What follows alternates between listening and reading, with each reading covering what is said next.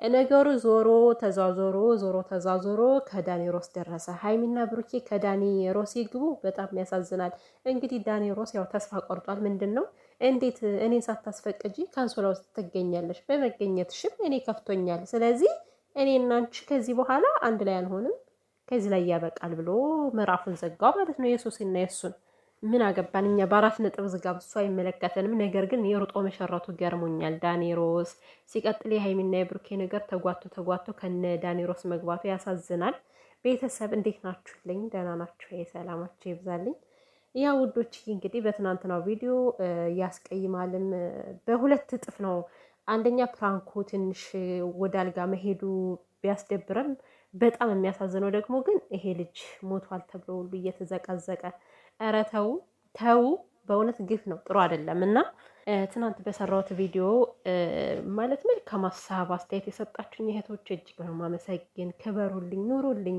ማለት በቃ አመለካከታችሁ ሁሌም አንድ አይነት እስከሆነ ድረስ እኔ እኮራባችኋለሁ። እመቤቴን ዝንፍ እንኳን የማትሉ ሁሌም እንደዚህ የሆነ አስታራቂ የሆነ ኮሜንት ስትንኮምት እውነቴን ነው። ሀይሚና ብሩኬ ኮሜንት የማያነቡ እንዳይመስላችሁ፣ ጥቃቅኗል ሁሉ ነው የሚያነቧት። የምሬ ነው፣ በደንብ ነው የሚያነቡና እንደዚህ አይነት መልካም ኮሜንት ሲያነቡ ደስ ይላቸዋል። እና ምንድን ነው መሰላችሁ እኔ አሁን ድንገት ዩቲዩብ ላይ ግብት ስል ማንን አየሁት?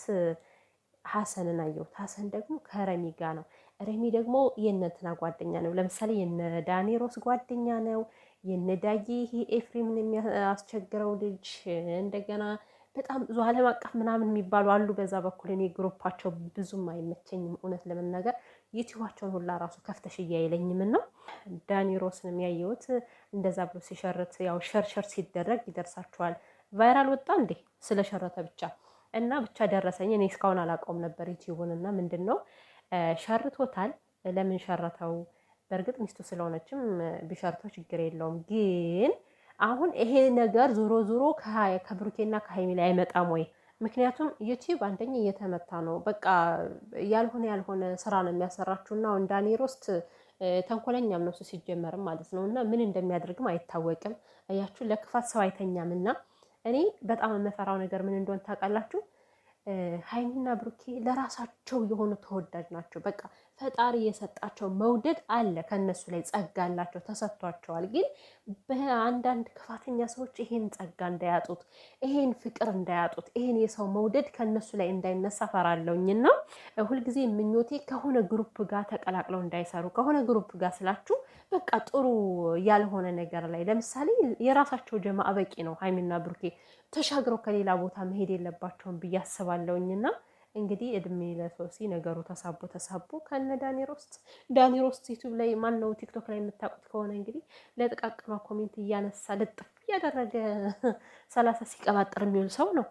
እና ይሄ ነገር የሆነ የተጠነሰሰ ነገር እንዳለው እየተሰማኝ ስለሆነ ሀይሚና ብሩኬ ጥንቃቄ አድርጉ።